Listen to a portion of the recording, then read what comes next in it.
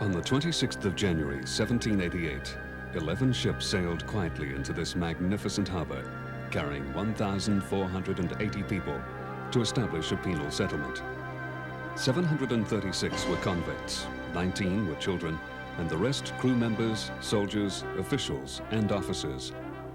The convicts were the utter rejects of the British Isles, and the officers largely unappreciated and without obvious career prospects. Unwittingly at first, and very much against their natural inclinations, they and their descendants were to found a city and a nation that is now emerging as a cornerstone of the Pacific region. Isolated at the end of a most uncertain 6-month sea voyage from the established civilizations of the Northern Hemisphere, the Australian settlement was to develop into a colony, encouraging free immigration within a single generation. The second generation won sovereignty from London as self-governing colonies with an elected parliament, independent judiciary, a civil service, and 2 universities. The fifth generation was to lead this vast continent into independence as the Commonwealth of Australia in 1901.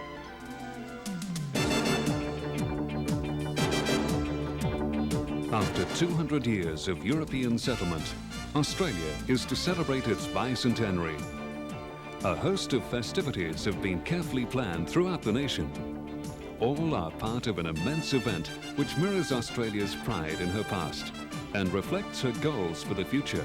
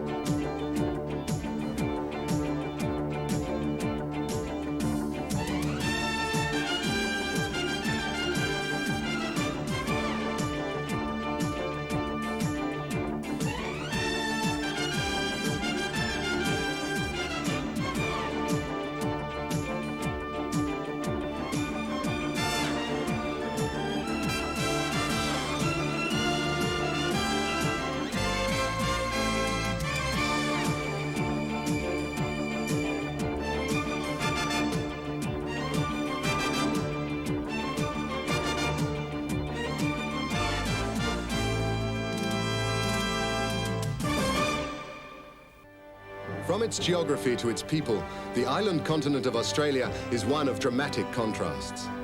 In an area almost as big as the United States of America, and against a wide range of landscapes and climates, live some 16 million people in an advanced industrial nation, settled by Europeans barely 200 years ago. Come with us now and experience Australia. The city of Sydney, gateway to Australia and a major business centre for the Asia-Pacific region, situated on the eastern seaboard.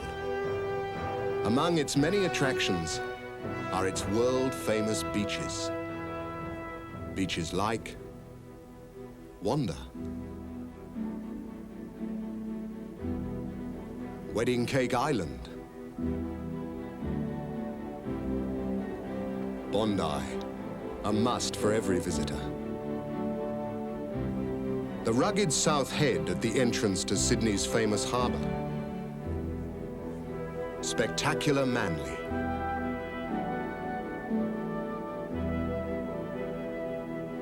The windsurfing paradise of Long Reef. Whale Beach. And Sydney's Riviera, Palm Beach. These are just some spectacular locations within easy reach of the city's 4 million people. And as for the water sports, we'll let the picture tell the story.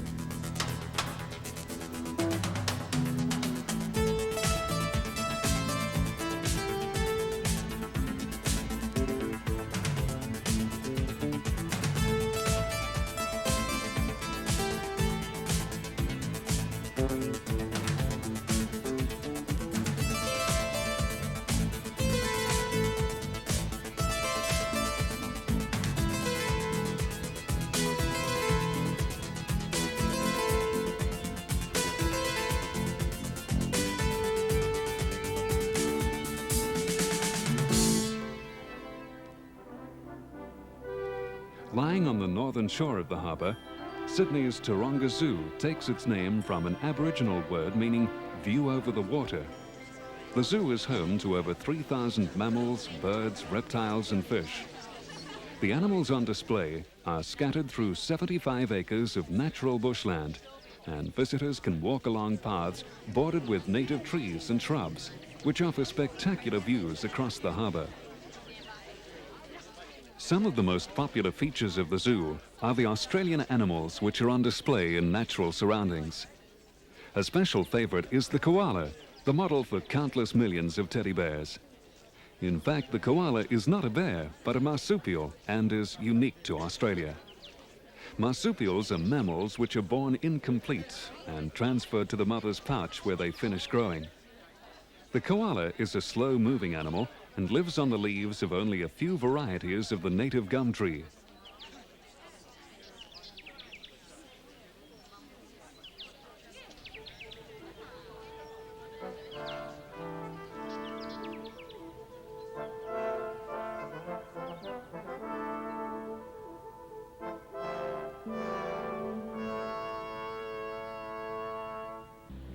Sydney retains a strong link with its past. In the shadow of the Harbour Bridge is one of its most historic areas, known as the Rocks. It was here that the first arrivals set up their shanties. The area quickly grew and developed into a lively seaport, famous for its bars and gambling houses. The streets are soaked in character and worn by almost 2 centuries of life. Today, the atmosphere remains and will be remembered with the arrival of tall ships from all over the world as part of Australia's bicentennial celebrations.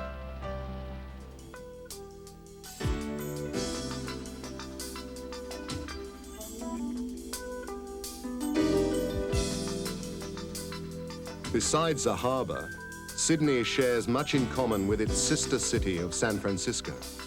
Abundant coastal waters yield fine seafood for the restaurants of Pier 1.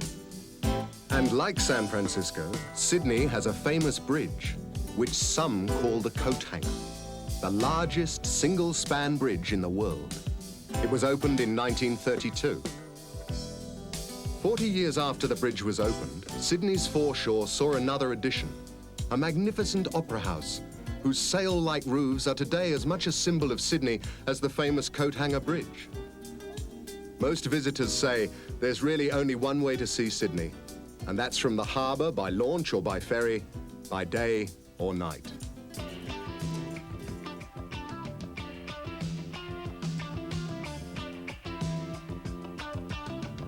Nighttime is when Sydney really comes to life, with entertainment for all. The precision and tradition of the US Marine Band make it a highlight of the nighttime entertainment at Sydney's spectacular Easter show.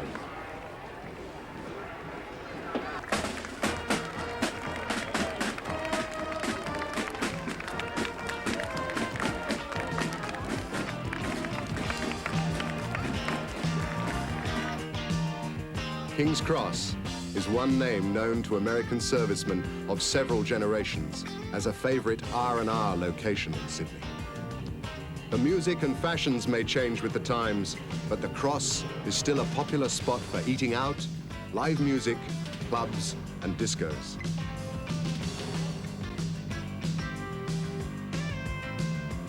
The lights on the harbour bridge beckon the visitor and Sydney-sider alike to come out and have a good time. If Sydney sleeps, it's never for long.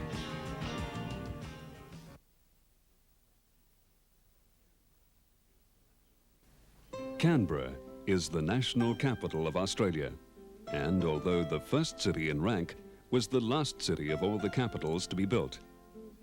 Erected on a site chosen by the vagaries of interstate politics, the construction of Canberra began in 1911.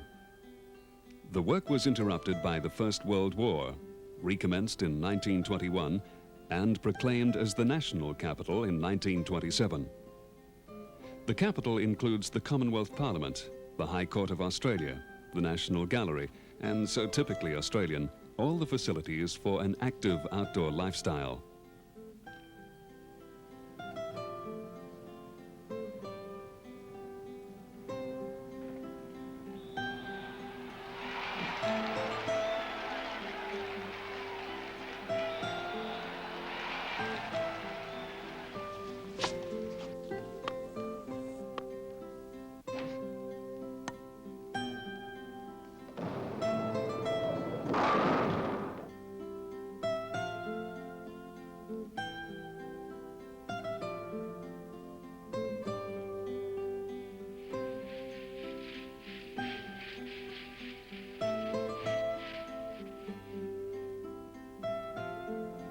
Since its inception, Canberra has been planned carefully as a city, and its population of over 250,000 people lives in orderly and imaginative settings.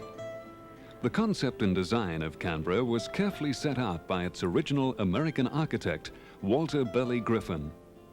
Administration and business centers are separated from residential areas by a lake named after him. Canberra is a city of trees, and to keep it that way, each new resident is offered at no cost 50 trees and shrubs. In all, there are over 8 million trees in the city. As national capital, Canberra is also host to many diplomatic missions and embassies. There are more than 50, and their sizes vary depending on the country represented.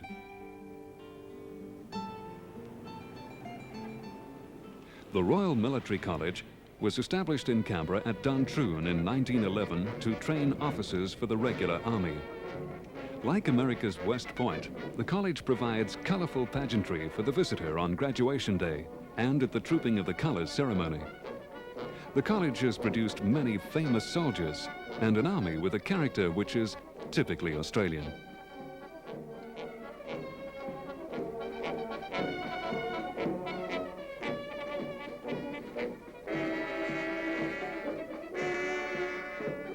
But just as typically, everything, the gardens, the roads, and the magnificent Lake Burley Griffin, had to be carved out of native pastures to become a home for civil servants, embassies from more than 50 countries, a military academy, national research organizations, and the Australian National University.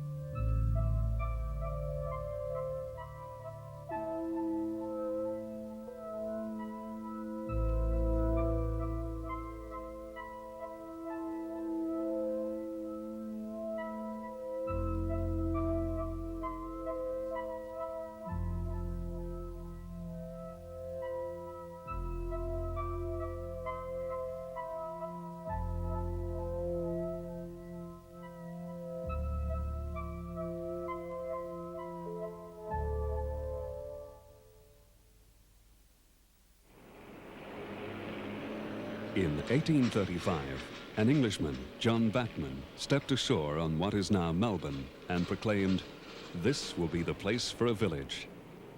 Within a single generation, one of the great cities of the then British Empire stood on that site. Spurred by gold discoveries, an industrious population, and the economic development of the continent, Melbourne was to become, by the second generation, the political, cultural, and economic heartland of Australia.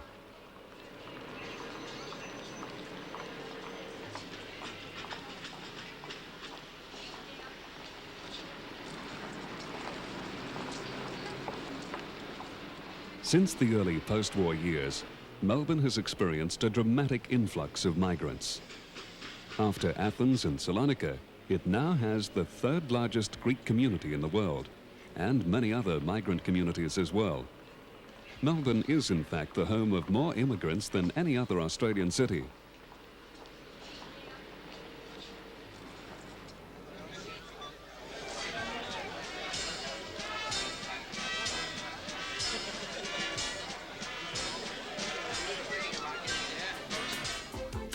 When cities elsewhere were discarding their trams, Melbourne was rediscovering their value, not only as a reliable means of public transport, but as a tourist attraction.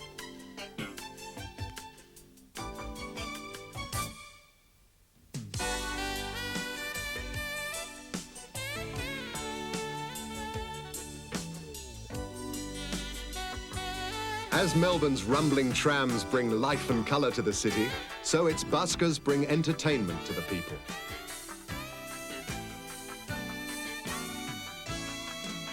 For those with a need to do something strenuous, the tracks along the river and in the parks close to the city are ideal for cycling and jogging.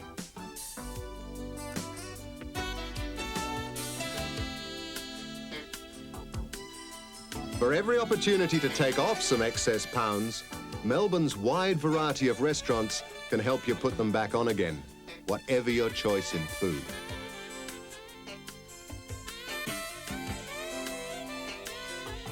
Melbourne's musical heritage spans all types, from musical comedy to opera and rock. Each November, they fly in from everywhere, interstate and overseas, for one of the world's greatest horse races, the Melbourne Cup. It's a race that brings the entire country to a standstill, and whether you like dressing up or dressing down, the occasion is always spectacular.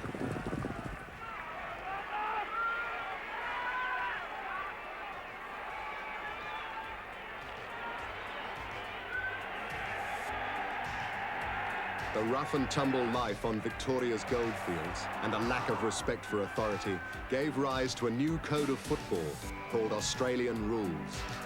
Dominating the winter sporting interests of most Victorians, the spectator appeal of this fast, hard-kicking game is not to be missed, even if the rules do need some understanding.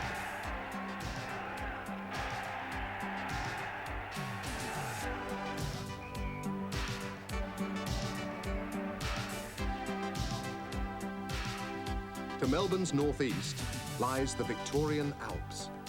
Deep in winter snow, the Alps offer superb skiing. And when the snow melts from the alpine high plains, there's exhilarating horse riding in country which has given Australia many of its most famous horsemen, real and legendary.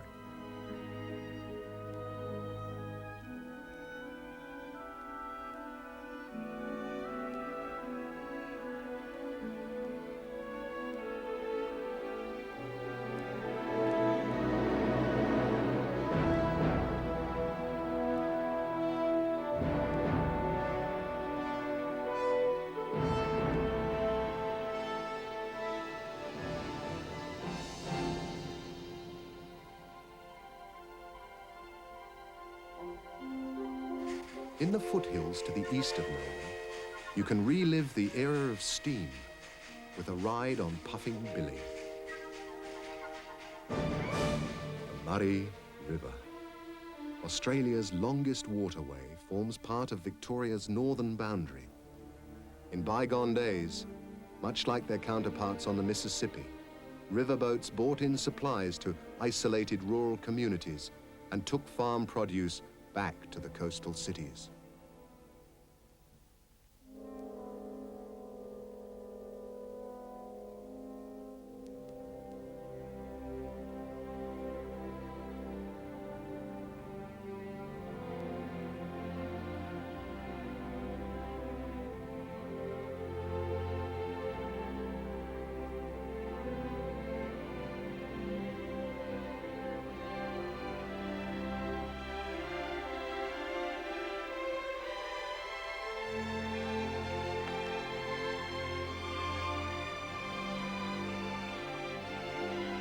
The black swan is native to Australia and found in many parts of the country. Victoria's coastline offers something for all interests. Footprints are few and far between on the 90-mile beach. No longer hunted, the seals enjoy a peaceful life on Seal Rocks. Penguins waddle up the sand in their nightly parade on Phillip Island. The dramatic wind and wave sculptured arches and the 12 apostles guard the southwest coast like quiet sentinels.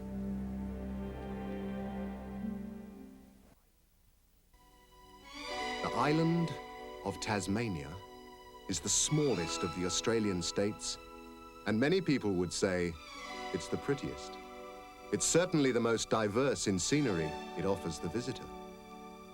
From misty and often snow-covered highlands to even its man-made lakes, which are the source of its hydroelectric power, and the isolated, often untamed rivers of its remote south.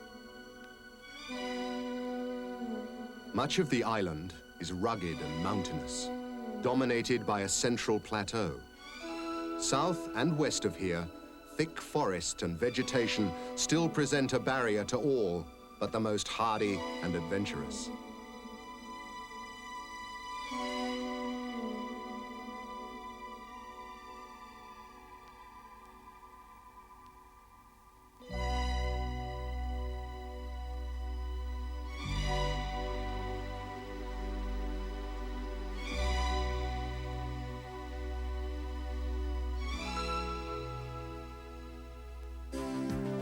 Among Tasmania's unusual bird and animal life is the small but aggressive Tasmanian devil, which pound for pound has the strongest jaws of any known carnivore.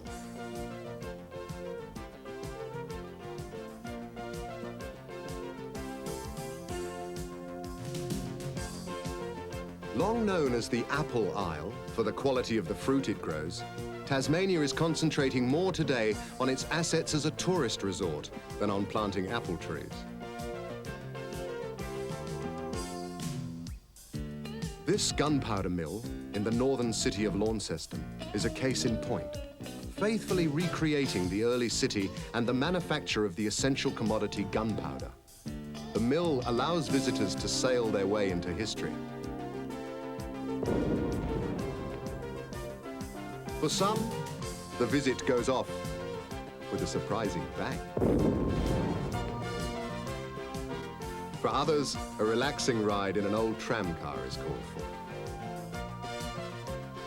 Hobart, the capital of Tasmania, lies on the banks of the Derwent River and combines a charm and quaint old-world atmosphere with the foresight and sophistication which saw it become the home of Australia's first casino at Rest Point.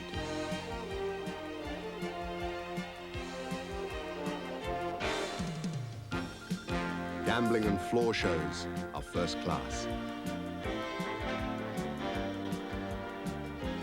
And when the roulette tables lose their attraction for the wary gambler, the waters of the Derwent provide magnificent sailing.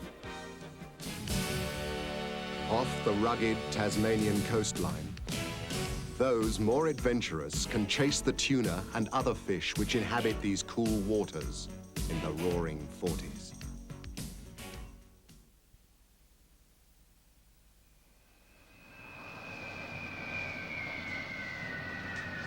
Adelaide is the capital city of the state of South Australia. and was from its beginnings in 1836 a free settlement. It's the only state capital in Australia to be named after a woman, the consort of King William IV of England.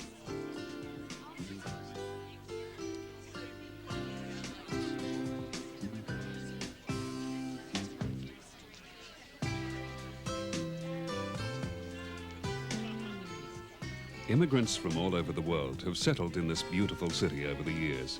A city that has uniquely remained true to the design laid down by one of its founders, Colonel William Light, to be today a living example of the advantages of enlightened town planning. A city of universities, cultural centers, museums, and art galleries.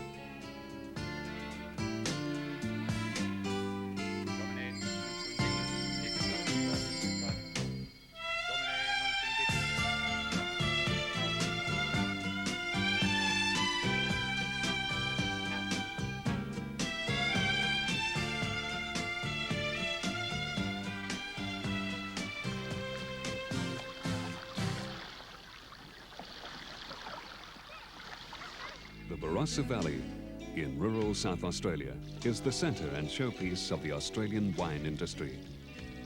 It was founded by German Lutherans in 1838 who were fleeing religious persecution in Europe. Here, they established not only a thriving industry, but a valley community that's been described as the Little Rhineland.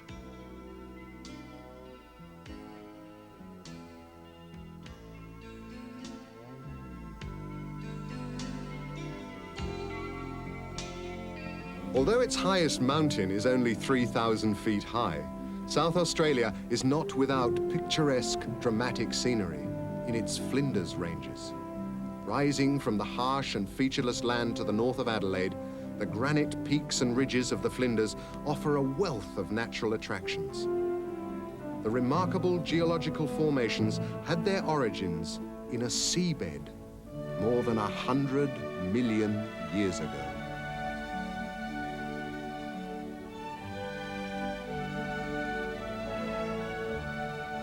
Bushwalking gets visitors close to nature. There are ample facilities available for camping out in the Flinders Ranges.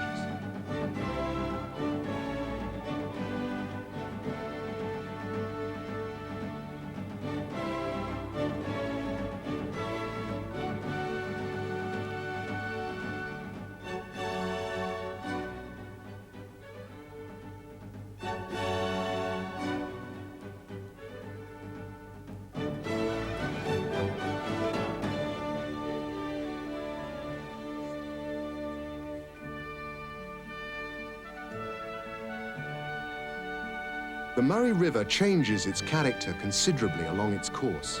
A trip in a paddle wheeler takes visitors past towering cliffs and river gum trees, by a vista of rich orchards, vineyards, and lush pasture land as the Murray heads towards Lake Alexandrina on the coast.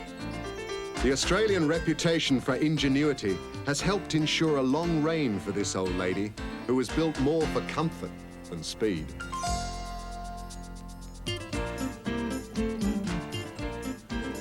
But there's plenty of opportunity for speed behind a ski boat as the Murray opens up towards the coast.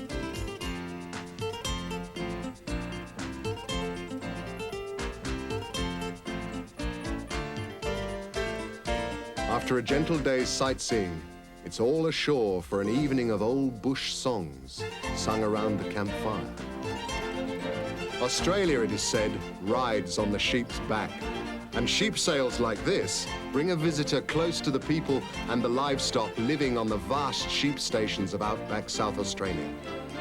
Down on the coast, there's something for all tastes. Sailing a catamaran, sunbaking in the shallows, exploring the coastal scenery, or for some, just having a scratch with no other worries in the world.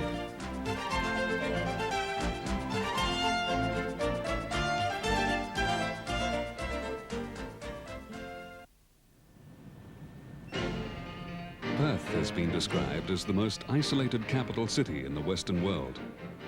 Founded in 1829 in response to London's fears of possible French designs on the western coast of the Australian continent, its early development was slow. Not only was the settlement just so far from Great Britain, it was also 3,000 miles from the settlements on the east coast. Perth and Western Australia's chance came in the 1890s, when gold was discovered. The population of Perth almost quadrupled in as many years, and the state of Western Australia has not looked back. In the years since, Perth and Western Australia have produced Prime Ministers of Australia, national and international business leaders, poets, painters and sportsmen. The mining developments in the northwest, which includes the largest iron ore deposit in the world, has placed the state in the forefront of current economic developments, a status that was highlighted by the Perth Yacht Club challenging for and winning the coveted America's Cup.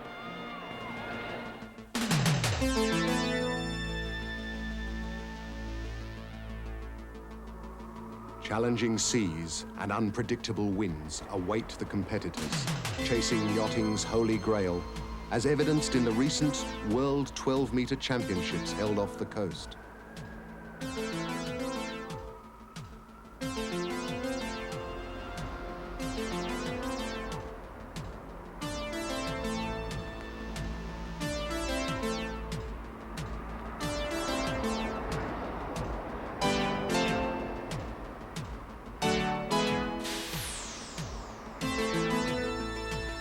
The regular late afternoon wind, known as the Fremantle Doctor, puts all crews to the test, with sometimes calamitous results. Dismasting like this is rarely seen in the gentler waters of Newport, Rhode Island.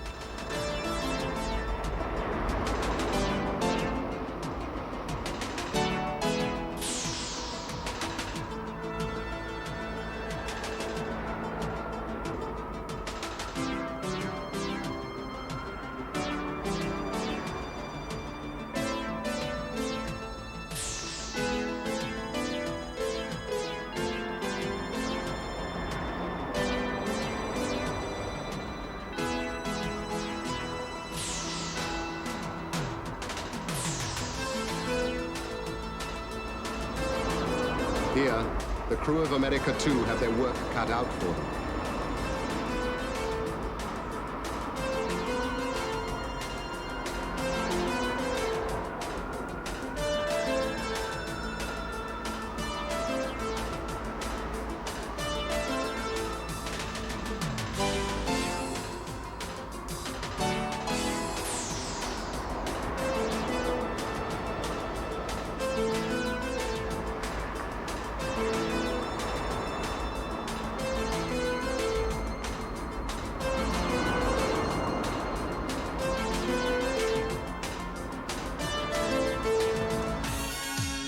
While new marinas house the boats, Perth boasts a selection of world-class hotels to house the people.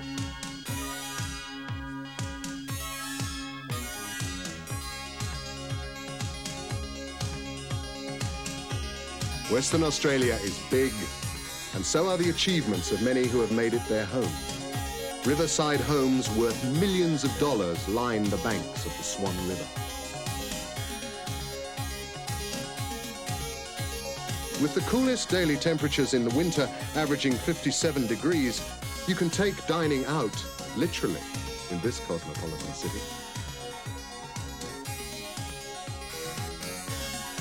For those who don't really want to be captains courageous, the great climate encourages sports other than sailing.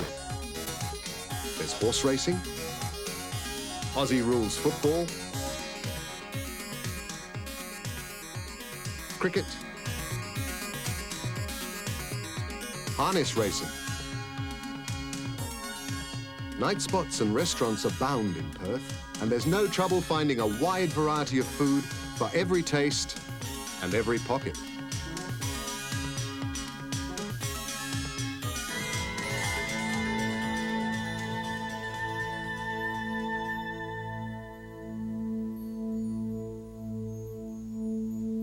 Travelling north from Perth, the coastline is rugged, and with the exception of remote mining or fishing ports, the hinterland is sparsely settled.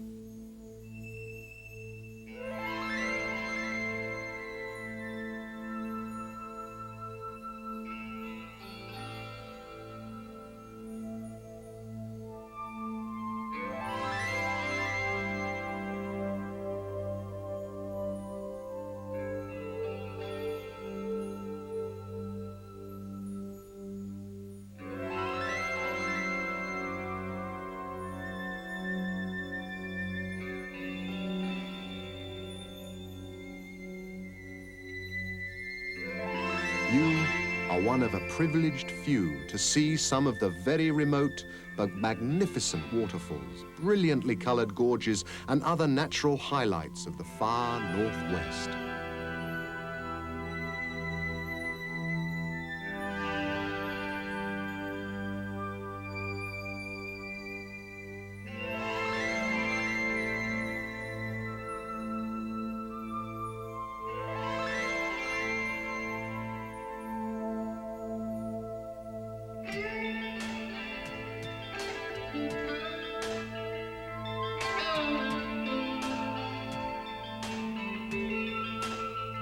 Man-made features often contrast with the sculptor skills of Mother Nature.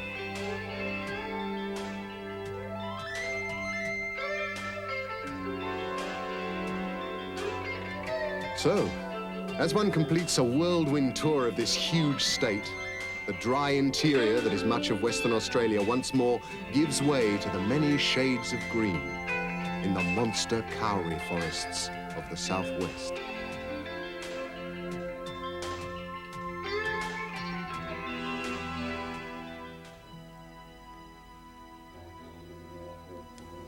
Right in the middle of the Northern Territory in the big red heart of Australia, Ayers Rock looms out of the desert.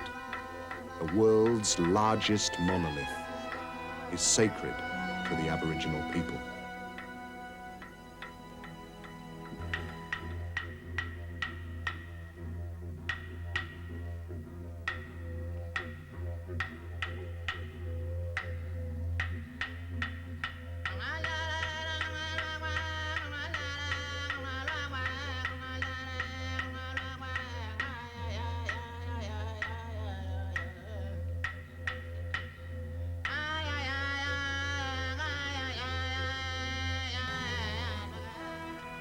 Hot and dry though this country is, it supports an amazing variety of wildlife, like the kangaroo and the goanna.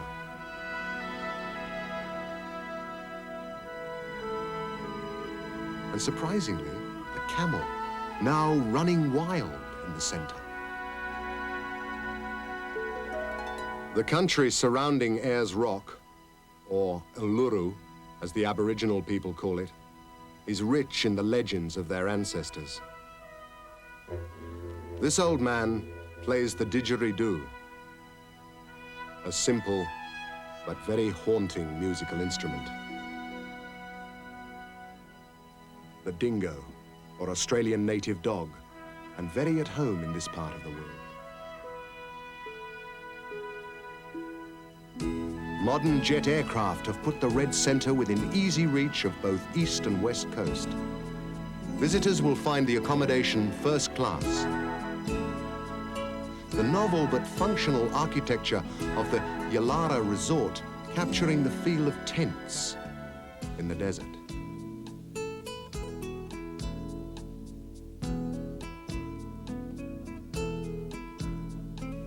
Surrounding Ayers Rock are the rugged Petermann Ranges, where images of the desert extend beyond Yalara to locally bred camels. Thousands are exported to the Middle East, where they are highly prized. But cattle are the most prolific income-earning four-footed beasts in the Northern Territory, where today a road train speeds them to market. Just as the road train has taken over from the drover or cowboy of yesterday, so the job of mustering cattle now falls to the airborne cowboy, who demonstrates great skill just a few feet from the ground.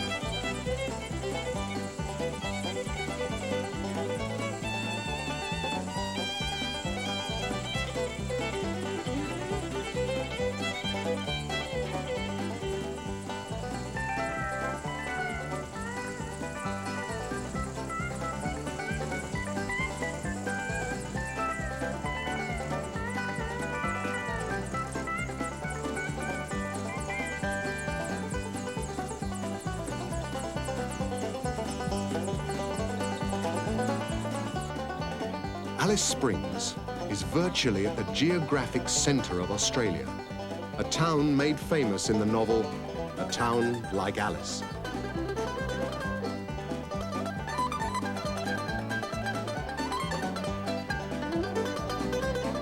rip-roaring days of the Old West can still be lived in the Northern Territory. It's still a roundup, even if it is a little unorthodox.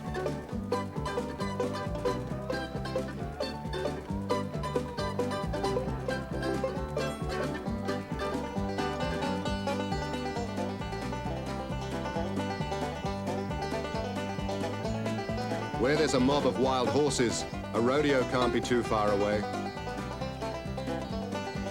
Australian rough riders are continually ranked among the world's best in this tough and exciting sport.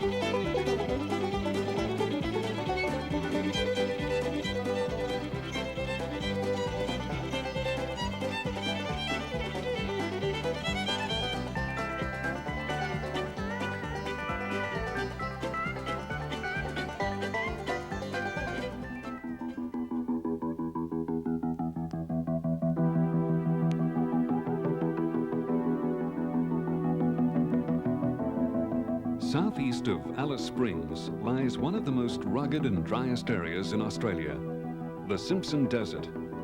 It was virtually the last unknown part of Australia to yield to the probing of European explorers. 50 years ago, it had no name and had hardly been recognized as an entity. It was known as No Man's Land.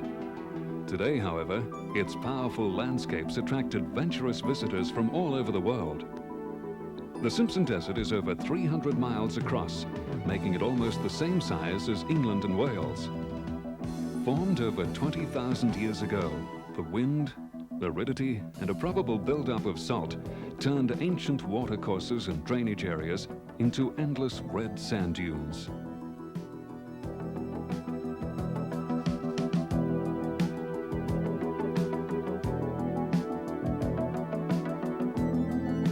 Despite temperatures which climb to over 120 degrees during the day, abundant plant and animal species have adapted to survive in the desert lands.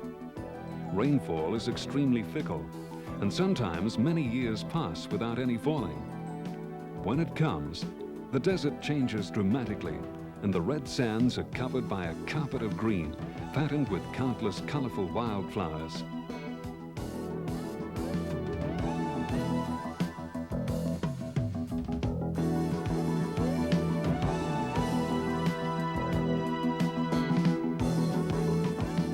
These age-old landscapes are full of a striking and poignant simplicity. For thousands of square miles, there's nothing man-made. The elements and the land are all that matters.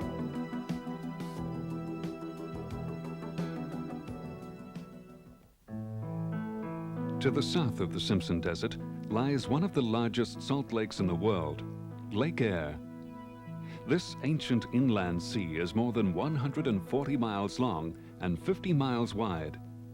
Usually a barren and dry wasteland, it's filled with water only a few times this century. In a year from now, the water will have evaporated, turning it back into a desert sea. When it's dry, almost nothing lives on the lake except microorganisms and a few tiny animals. When it's filled, it becomes Australia's largest lake and an ideal nesting ground for a whole variety of migrating birds.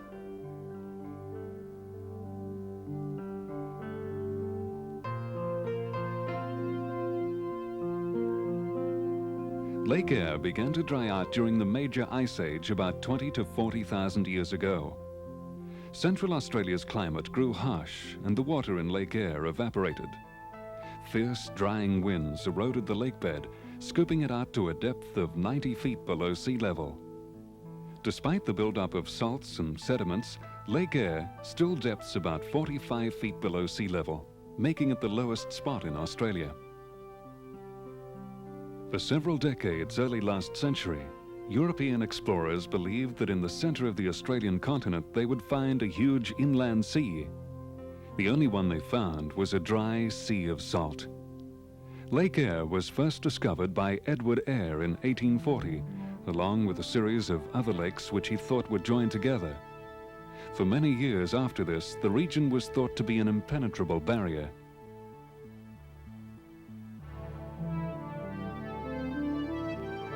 If, as is likely, there is no more rain for the next few years, Lake Eyre will revert to the giant salt flat which provided Donald Campbell with an ideal venue for his world land speed record. In 1964, he broke the record when he took his Bluebird to 432 miles an hour across the lake bed.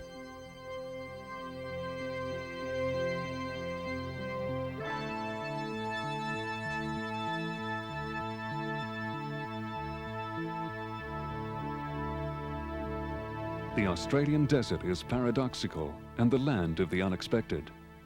The salt country is no exception. The explorer Eyre described it as glittering and brilliant beyond conception. But he also experienced the ancient and powerful force of the elements on the land, calling it a region of magic, where all was uncertainty and conjecture.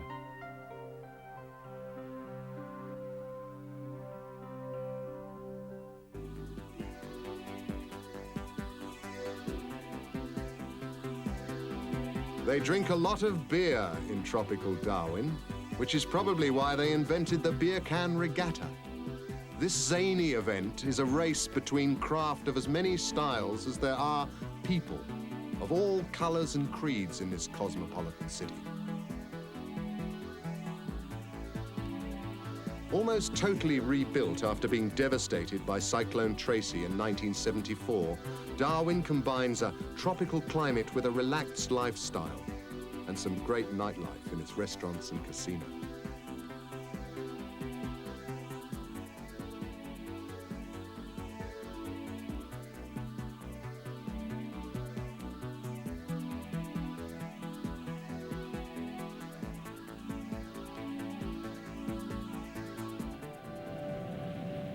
Within traveling distance from Darwin lies the Kakadu National Park, a recently proclaimed sanctuary of flora, fauna, and Aboriginal art. Crowned by the Kakadu Gorge, the park extends over a vast area and embraces the entire wildlife heritage of outback Australia.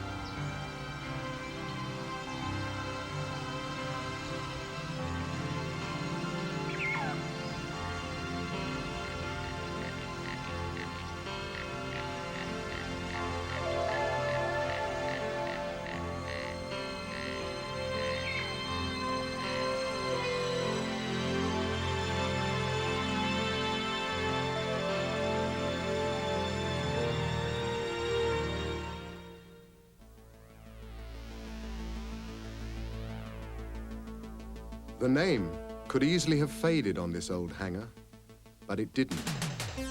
And Qantas, founded in this outback Queensland town of Longreach, went on to become Australia's international airline.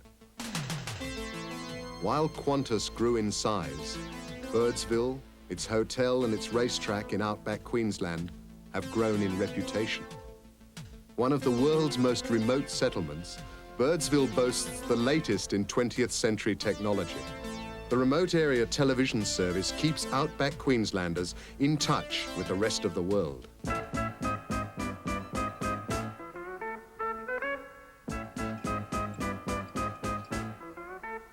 With a drink in your hand, you might get a fairly informal greeting at the annual Birdsville picnic races.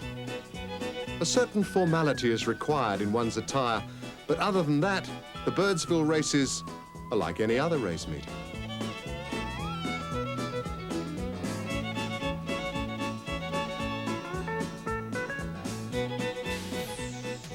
Outback Queensland is rich in images for the photographer's lens.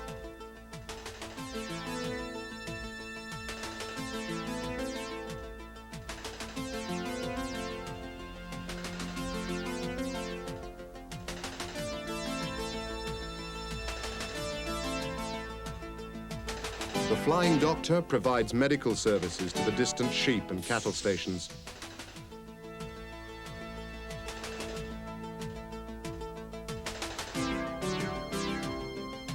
The station homesteads are often the centres of small communities of drovers and other bush workers.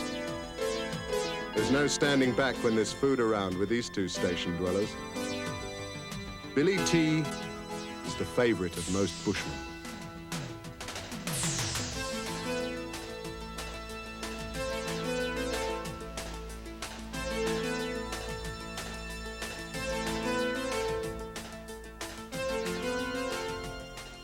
This is where opals are mined, and the work is hot and hard. Many months can pass before the miner gets a show of colour like this. Most bushmen are optimistic. This one certainly is. To a celebrity, like actor Lee Marvin, cairns means one thing: marlin. Pursuit of the often elusive and highly prized game fish has brought Marvin and not-so-famous people to cairns time and time again. Every season, anglers come to cairns from all over the world. The Great Barrier Reef is often called the eighth wonder of the world, and you'll have no difficulty in working out why in the next few minutes.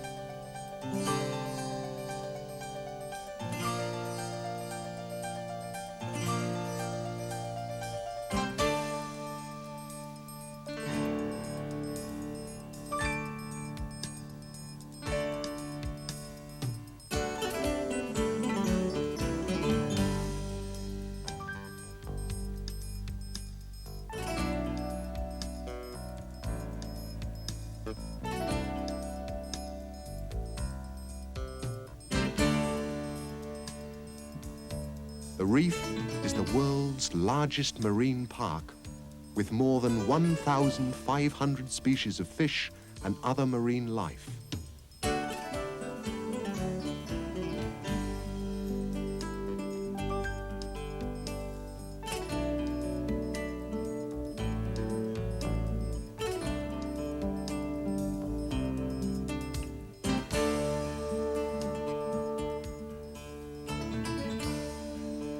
It parallels more than 1,500 miles of the Queensland coast and stretches from north of Cape York to just south of the Tropic of Capricorn. That's bigger than Texas. The Whitsunday Passage is one of the increasingly popular resort and cruising areas of the Queensland coast.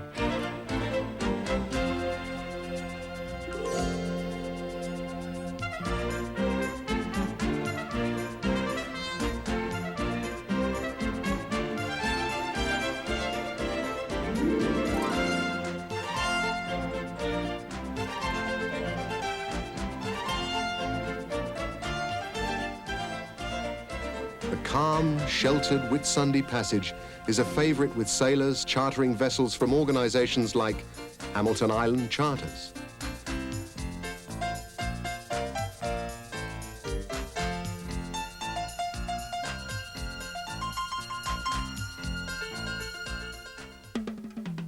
The Gold Coast has it all as a holiday playground.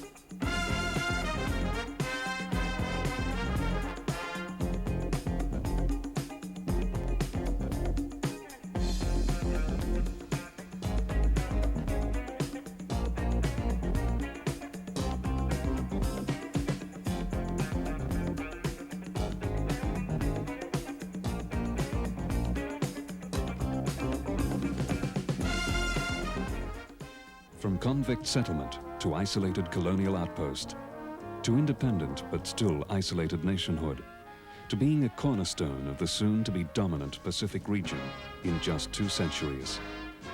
Australia is a living testament to the possibilities of human endeavor.